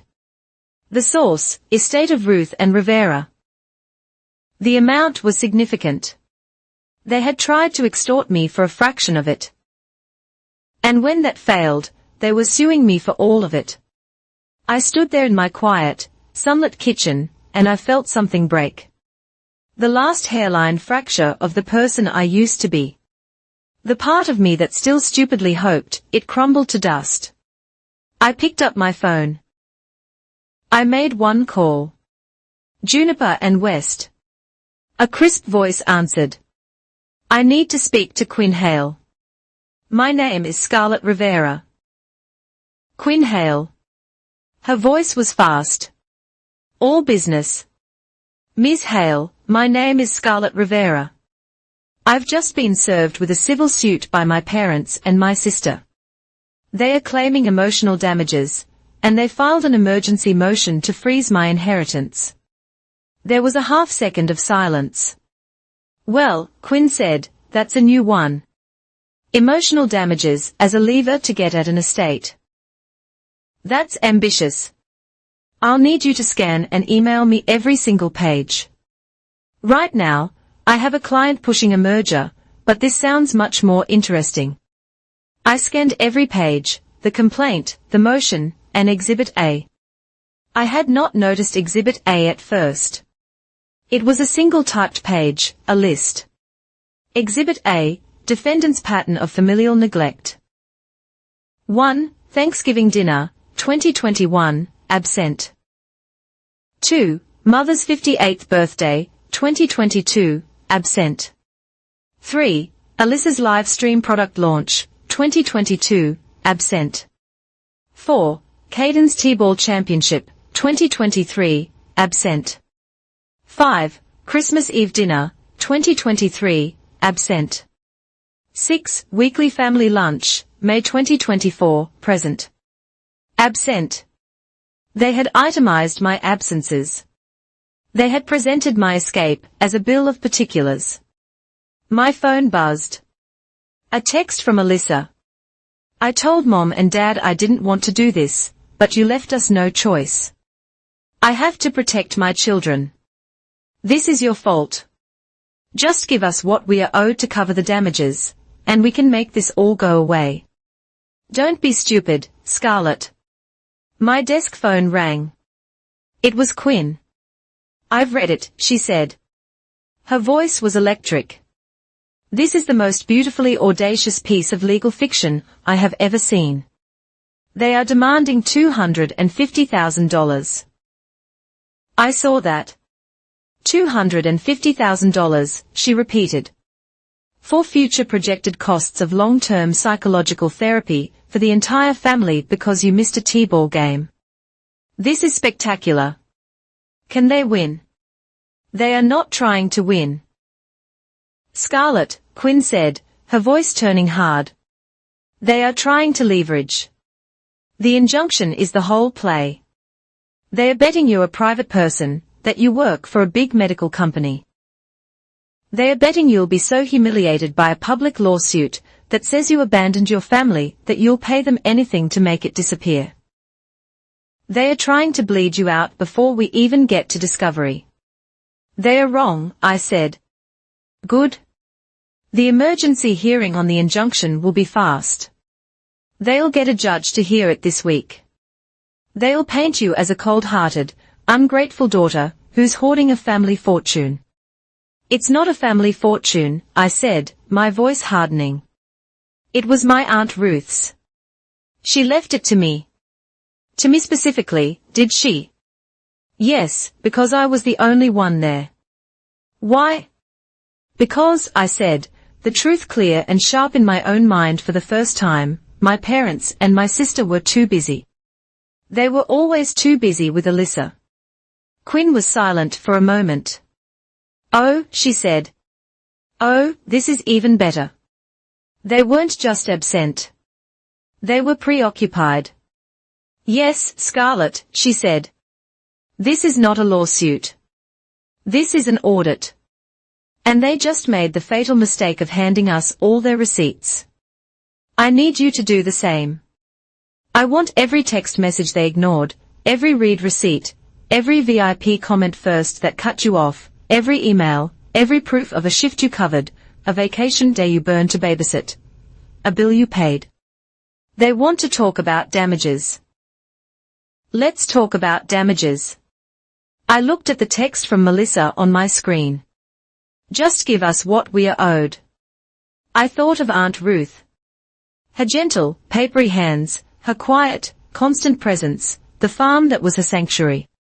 They were not just suing me.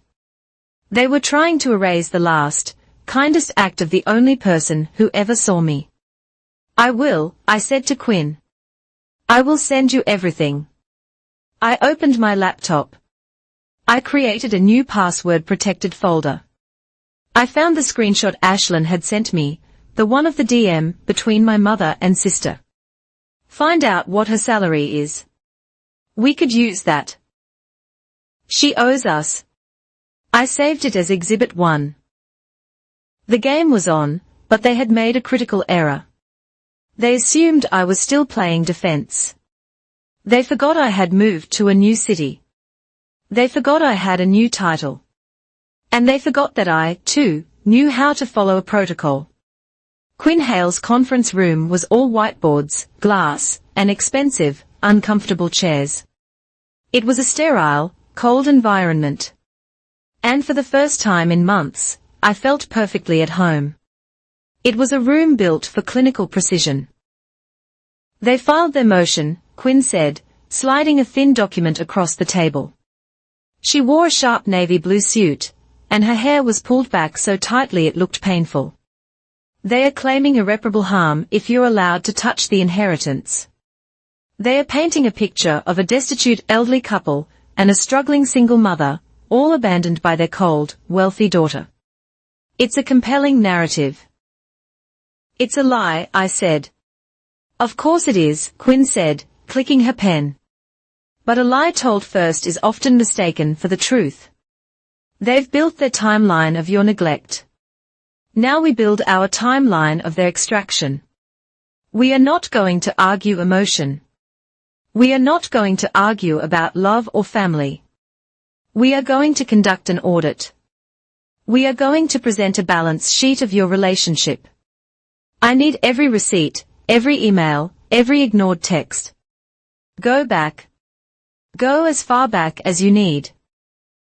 So I did.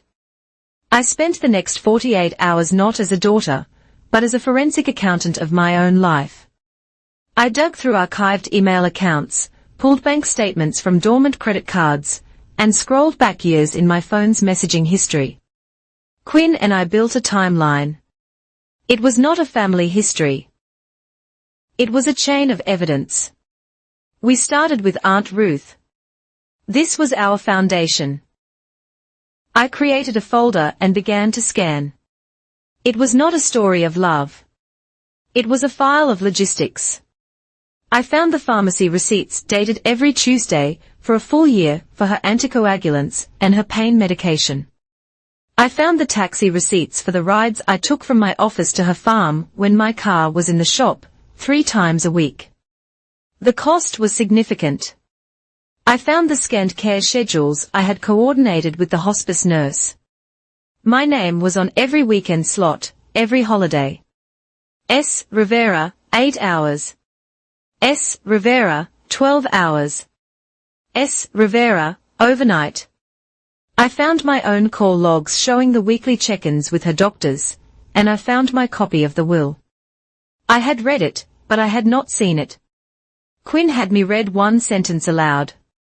I bequeath the remainder of my estate, including the farmstead property and all adjoining accounts, to my niece, Scarlett Rivera, I read, my voice steady. I leave it to her and to her alone for a simple reason. She was the one who was present. She was the one who brought soup when my hands shook too badly to hold a spoon. She was the one who sat with me when all others were too busy. To the one who was present, Quinn repeated, writing it on the whiteboard. That's not just a bequest, Scarlett. That's testimony. Aunt Ruth is our first witness. Then we went deeper. We need to show them how you've been their private bank for a decade, Quinn said, pacing. I dug. I found the bank statements for my old college fund, the one my parents had matched for 2 years, the one I was so proud of, and I found the email thread from Alyssa 9 years ago. Subject, the shop lease. Urgent. The emails were a blur of her signature manipulation. Scarlett, I'm short on the deposit. The landlord is a jerk. You're the only one I can trust. Mom said you had that money saved up. I found my mother's email. 30 minutes later. Honey, it's just a temporary loan, just for the deposit. It's for your sister. Family has to help family get started. We are so proud of her drive. And then the bank statement. A single, large withdrawal. Date, April 14, 2016. Amount, $12,800. Did she pay you back? Quinn asked, looking at the printout. No, I said. She was supposed to, but then the shop needed new signage and then Caden was born, and it was never mentioned again. It was forgotten. We'll find the lease agreement, Quinn said. We'll match the dates. $12,800. What's next? I found the credit card statements from 4 years ago. A 0% interest offer I had foolishly co-signed on. The email from my mother was painfully clear. Scarlett, honey, Caden is starting school and he needs a good computer. Alyssa's credit is still a mess. This is 0% for 18 months. You wouldn't even have to pay anything. You just put your name on it. It's for Caden's education. I found the receipt. It was not a laptop for a first grader. It was not a laptop for a first grader. It was a square terminal, iPad, cash drawer, and receipt printer bundle. It was a complete professional point-of-sale system for Alyssa's shop. And I assume Alyssa made the monthly payments, Quinn said, her voice dripping with sarcasm. No, I said, feeling the old familiar shame turn to cold anger. I got the default notice. I paid the full $2,400 myself right before the introductory rate expired. I didn't want it to hit my credit. Add it to the balance sheet.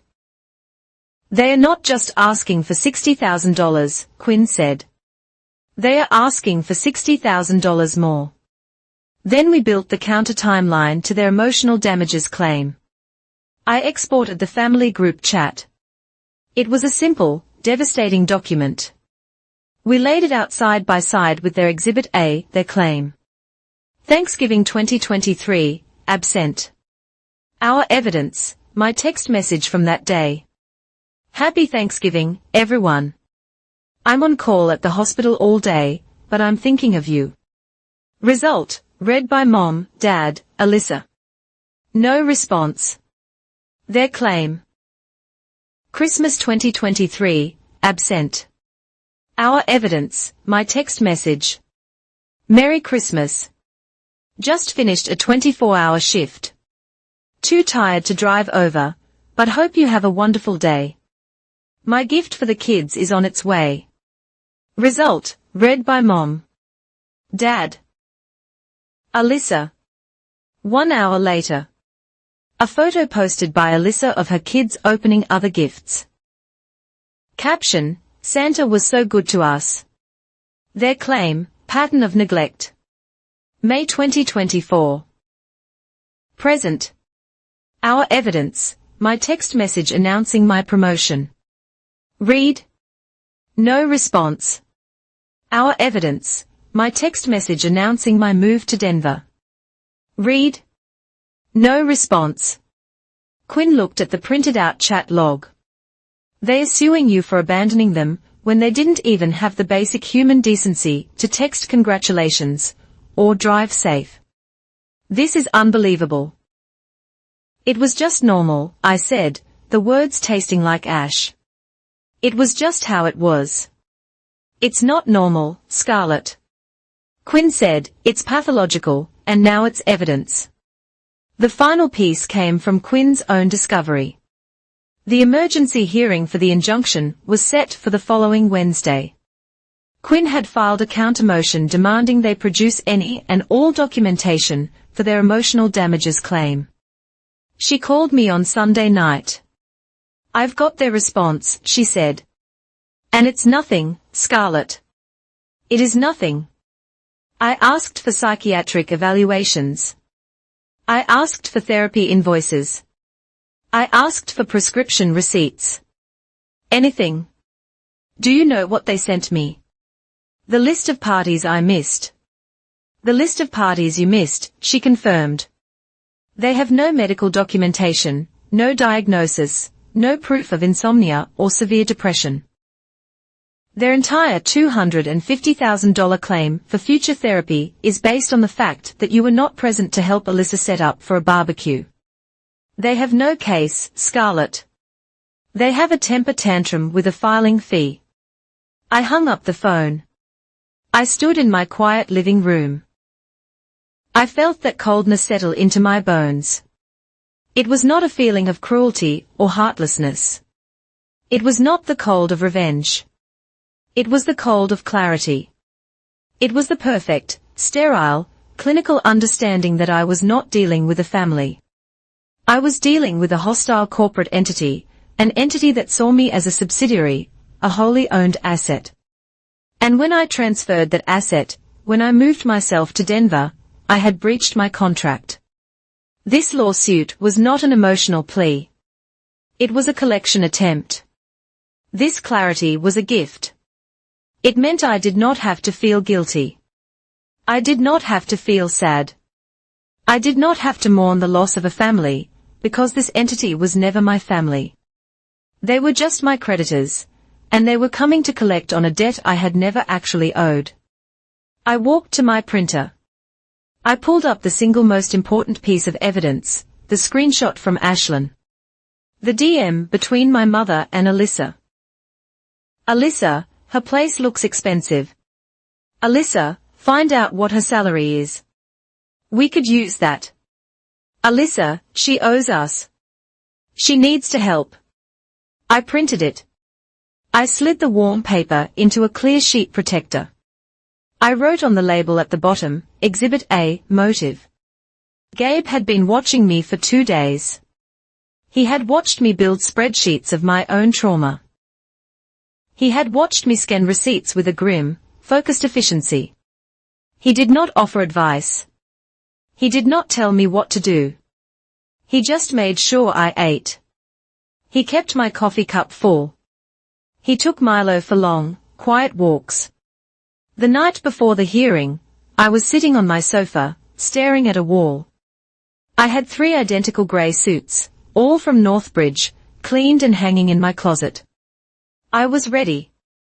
Gabe sat down next to me, not touching, just present. It's tomorrow, I said. I know. I have to go into a courtroom and prove that my own family is lying. I have to show a judge screenshots of my own mother's text messages. Yes, you do. I waited for him to tell me it would be okay, to tell me I was strong, to tell me it was the right thing to do. He just looked at me, his gaze steady. I'll drive, he said. I'll get you coffee in the morning. I'll sit in the back row where you can see me. I will handle all the logistics. You just focus on what you need to do. You just stay calm. I looked at him. He was not my family. He was just present, like Aunt Ruth. Okay, I said. You drive. The mediation room at the Arapahoe County Justice Center was aggressively neutral. Beige walls, a single polished laminate table reflecting the harsh fluorescent ceiling lights, and the stale, lingering smell of burnt coffee and institutional anxiety. It was not a courtroom, but it felt just as airless. Across the table sat the plaintiffs, my father, William Rivera, staring at his hands, his face set in a mask of sullen grievance, my mother, Mary Rivera, clutching a wad of tissues that she was not currently using, her expression one of polite, practiced sorrow, and my sister, Alyssa. Her eyes black and glittering, vibrating with a proprietary rage that was so intense it was almost a physical heat. Their lawyer, a man named Kenzie, whose suit looked 2 sizes too large for his shoulders, shuffled papers. On my side, there was only me and Quinn Hale. Quinn was perfectly still. Her leather-bound portfolio was open, a single gold pen resting beside her hand. Gabe was where he said he would be, in the public waiting area down the hall. The mediator, a tired-looking woman named Ms. Davies, gave a weary, scripted speech about finding common ground and the benefits of resolving disputes within the family. Mr. Kenzie spoke first, his voice oily and sympathetic. My clients are here, Ms. Davies, not for money, though the damages, as filed, are substantial. They are here for healing. He slid a single sheet of paper across the table. They are here because their daughter, the defendant, unilaterally and maliciously severed a lifelong sacred bond, causing profound emotional distress, anxiety, and trauma.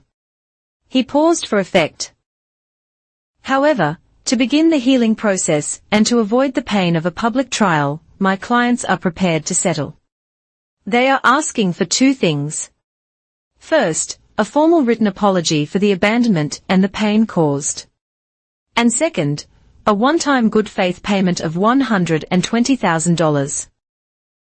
The amount, half of their original $250,000 demand, was meant to sound like a bargain. Quinn Hale's pen clicked. The sound was sharp, mechanical, and loud in the quiet room. She looked at Mr. Kenzie, her expression one of mild academic curiosity. Thank you, Mr. Kenzie, she said, her voice smooth and cool. I appreciate your clarity. Just so I can properly advise my client, I have a logistical question about this healing fund of $120,000. She leaned forward. Does this healing fund by chance take the approximate financial shape of the $39,000 supplier debt and the $21,000 commercial leaseback payment currently owed by your other client, Ms. Alyssa Rivera? Alyssa stiffened. Mr. Kenzie's face went slightly pink. That's an inflammatory and unrelated accusation. We are here to discuss emotional damages, not commercial accounting. I see, Quinn said. So, the fact that the healing amount so neatly covers the outstanding business debts of one specific plaintiff is purely coincidental. She clicked her pen again, a sound like a hammer cocking. My mistake. Please continue. My father, sensing his lawyer was floundering, leaned forward, trying to project patriarchal authority. His voice was a low growl. This isn't about Alyssa's shop. It's about what's right. She abandoned us. She walked away from her family. She just left. Mr. Rivera, Quinn said, I'd like to address the timeline of this abandonment. I am entering into mediation, document A. This is a full export of the family group chat beginning in April of last year, the month before my client relocated. She slid the thick, spiral-bound packet across the table. Please turn to page 3. Mr. Kenzie fumbled with the pages. You'll see a message from my client dated April 12th. Quinn continued. She is announcing her promotion to Senior Clinical Liaison at Northbridge Medical. A significant professional achievement. The log shows it was read by Dad, read by Mom, and read by Alyssa. Could you show me, Mr. Rivera, where your reply is? Where is the congratulations? My father stared at the page. I don't. I saw it indeed. Now, please turn to page 5. My client's message from May 1st, announcing her official move to Denver. Again, read by all, and again, zero response. She was not abandoning you, Mr. Rivera. She was moving toward a life she had already announced to you, a life you collectively and silently chose to ignore. My mother saw him floundering and jumped in. The tissues finally rising to her eyes, her voice cracking on cue, it's not about texts. It's the feeling. It's the hurt. I am broken. That my own daughter would not come home. That she would cause us this pain. This trauma. Mrs. Rivera, Quinn said, her voice softening just a fraction, but only to sharpen the blade. I take claims of medical trauma very seriously. As such, in our discovery request, we asked for any and all documentation supporting your claim of profound mental anguish and severe depression. Quinn held up a single sheet of paper. This is what you sent. It is Exhibit A from your original filing. It is a list of parties. Am I to understand, Mrs. Rivera, that your medical diagnosis for severe depression is missing a barbecue? Silence. Do you have a diagnosis from a licensed psychiatrist? Quinn asked, her tempo picking up. My mother looked at her lawyer. I've been very upset. Do you have a schedule of therapy sessions you have attended? I talked to my sister. Do you have a single prescription receipt for the anxiety or insomnia medication you claimed? My mother's face crumpled. You are cruel. I am precise, Mrs. Rivera, Quinn said. You have presented no medical evidence of damage. You have only presented evidence of disappointment. Alyssa could not take it. She slammed her hand on the table, the laminate vibrating. Stop it. You're twisting everything. She always promised she would help us. She knew my situation. She knew I had the kids. She always said she would be there. That was the promise. A promise. Quinn leaned forward. A verbal contract. That's a very serious claim, Ms. Rivera. Was this promise written down? Did my client sign something? Do you have an email, a text message, anything at all that constitutes a binding promise to fund your business expenses for the rest of your life? She's my sister. Alyssa shrieked, her voice rising. She doesn't need to sign something. It's just what family does. So, to be clear, Quinn summarized, her voice like ice, there is no medical proof of damage. There is no written proof of a promise, and there is no evidence of abandonment, only of my client's ignored announcements.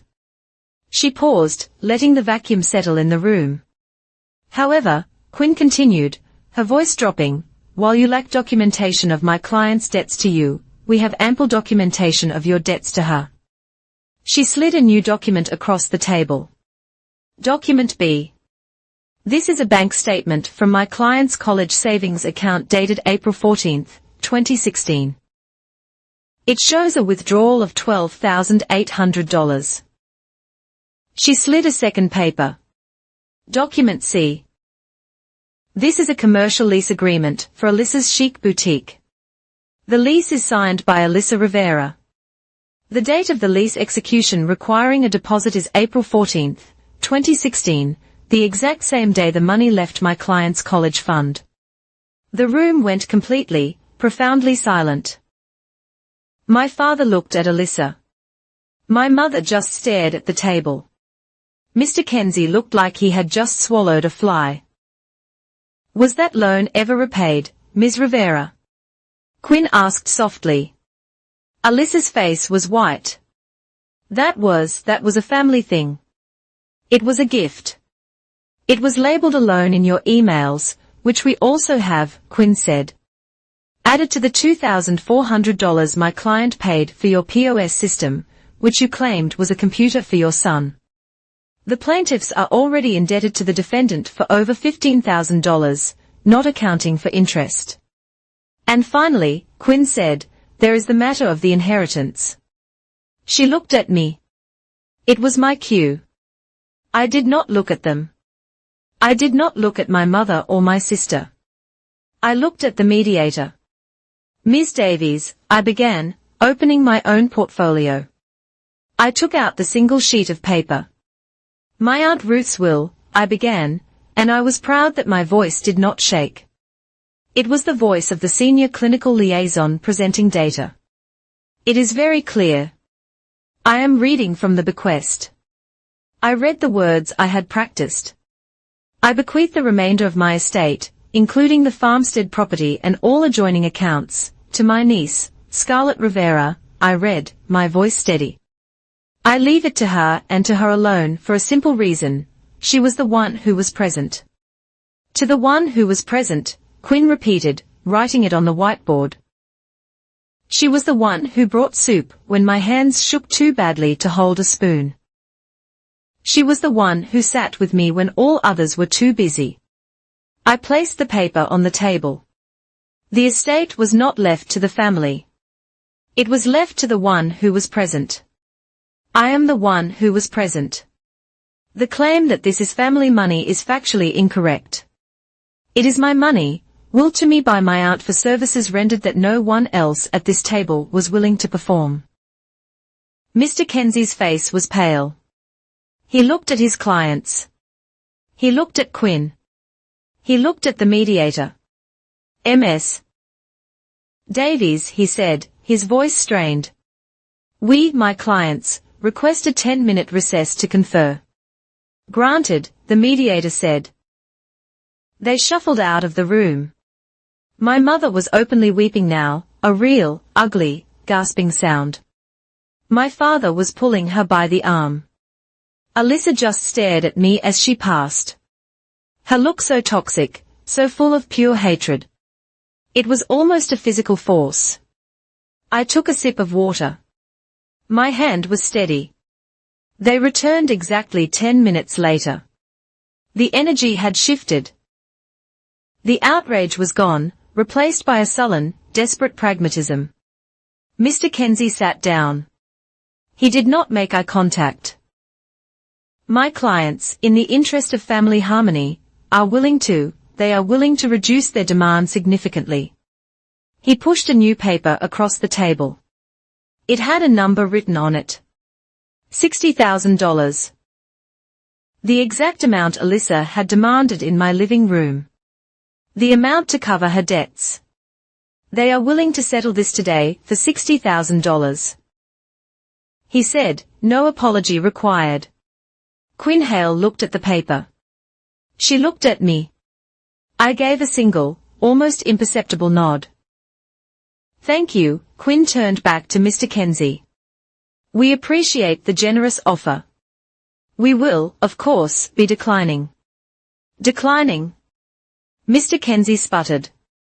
Yes, but we do have a counter-offer. Quinn leaned forward, her voice a pleasant, professional chime. Our counter-offer is this. Your clients will file a motion to dismiss all claims with prejudice, meaning you can never file this garbage lawsuit again.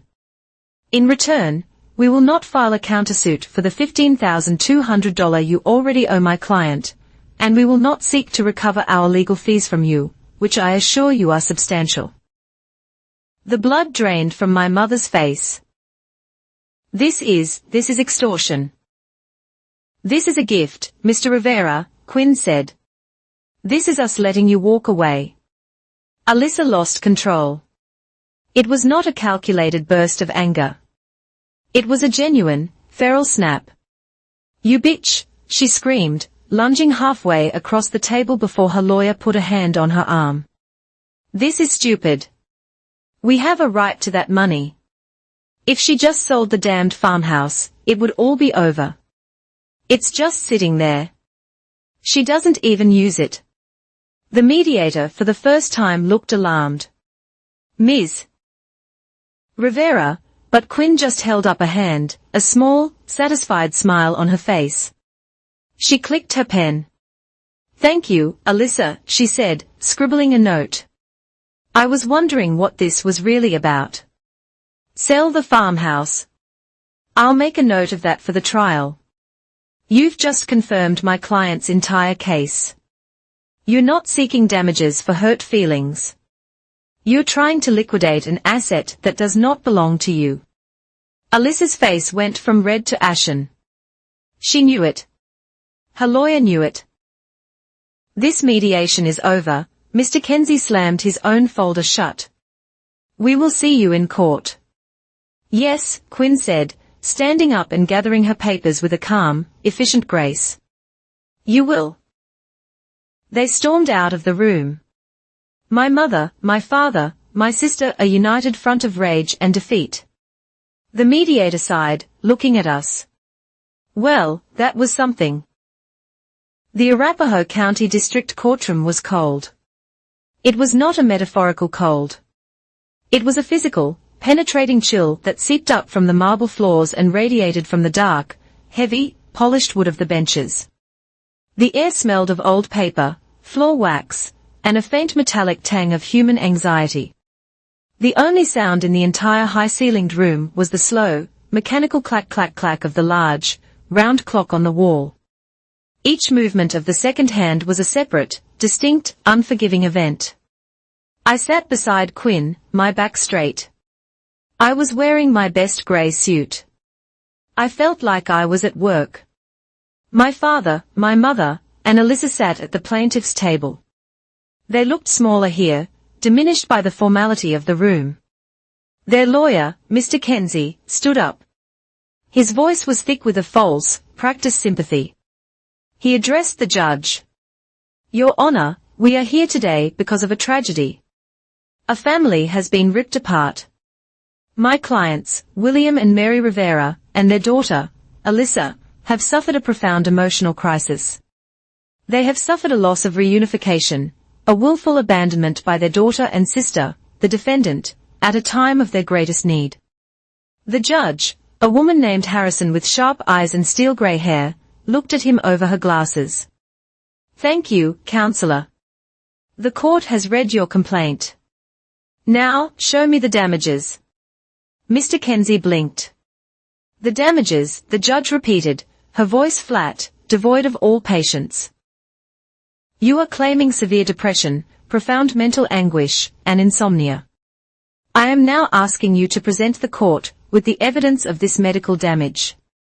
Where are the psychiatric evaluations, the invoices from therapists, the prescription receipts?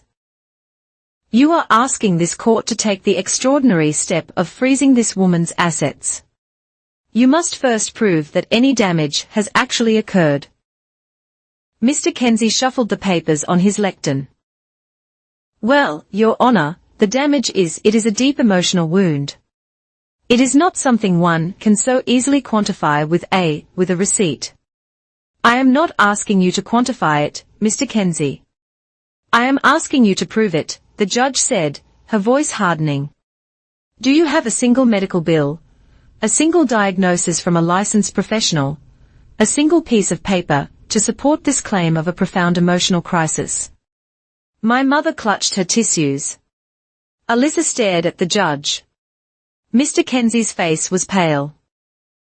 No, Your Honor, he said, his voice deflating. We do not. I see. The judge made a note. Ms. Hale. Your response. Quinn stood. She was a column of navy blue, sharp and precise. Thank you, Your Honor. The plaintiffs claim this action is about emotional damages. We will prove this action is about one thing and one thing only, a failed attempt at extortion. She moved to the projector. The plaintiffs have provided zero evidence of damage. We, however, will provide definitive evidence of their motive. The projector screen lit up. It was the screenshot, the direct message. My mother's and Alyssa's names were at the top. Quinn read the words for the court. Plaintiff Alyssa Rivera to Plaintiff Mary Rivera, her place looks expensive. You need to ask her what her salary is. Find out. We could use that. I could use that. And finally, she owes us. She needs to help. Quinn looked at the judge. Your Honor, this is not the communication of a family suffering from emotional loss. This is the planning of a financial shakedown. This is motive. She clicked to the next slide. The plaintiffs have painted my client as a cold, wealthy daughter hoarding a family fortune. Let's examine the actual financial history. A new slide. Defense Exhibit B. A bank statement from my client's college savings account dated April 14, 2016. It shows a withdrawal of $12,800. The memo line, authorized by her mother, reads for family activity. Quinn clicked again. Defense Exhibit C. A commercial lease agreement for Alyssa's chic boutique. The lease is signed by the plaintiff, Alyssa Rivera. The date of the lease execution and the date the deposit was due is April 14, 2016, the exact same day. The room was silent. My client's college fund, Quinn stated, was used to fund Ms. Rivera's failing business, a loan that was never repaid. Quinn continued, and now the inheritance, the true target of this lawsuit. The plaintiffs claim this is family money that my client is selfishly keeping from them. She projected a new set of images. The scanned care schedules I had kept. The pharmacy receipts for Aunt Ruth's medication. All bearing my name. The logs of my visits. My client's Aunt, Ruth Rivera, did not leave her estate to the family. She left it to the one person who cared for her. She was the one who brought soup when my hands shook too badly to hold a spoon. She was the one who sat with me when all others were too busy. Quinn projected the last image, the scant handwritten note from Aunt Ruth's desk. Her handwriting was thin, spidery, but clear. Quinn read the words aloud to Scarlett. Your Honor, my client did not inherit this money. She earned it. She earned it with her time, her care, and her presence. While the plaintiffs, by their own admission, were too busy. Quinn turned, walked back to our table, and faced my family. Her voice was quiet, but it cut through the room. Mr. and Mrs. Rivera, she said. You are suing your daughter for the profound trauma of her abandonment. You are claiming a loss of connection, so severe it requires financial compensation. Can you please state for the court the date of your daughter's birthday? My father and mother looked at each other blankly. My mother's mouth opened. It's in the summer. She stammered. July or, no, late August. You don't know? Quinn stated.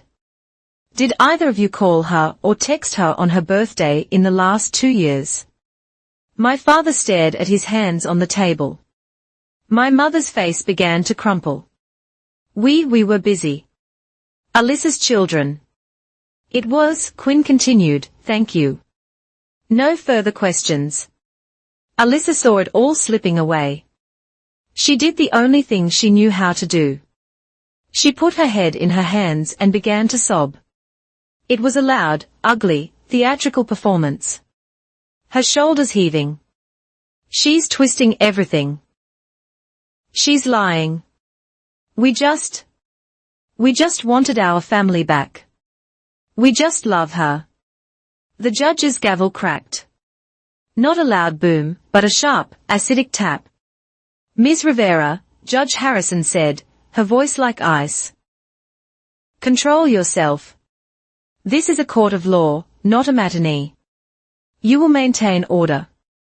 Alyssa's sobbing stopped instantly, as if a switch had been thrown. Her head snapped up, her face not one of sorrow, but of pure, unadulterated rage. The mask was off. Quinn stood for her conclusion.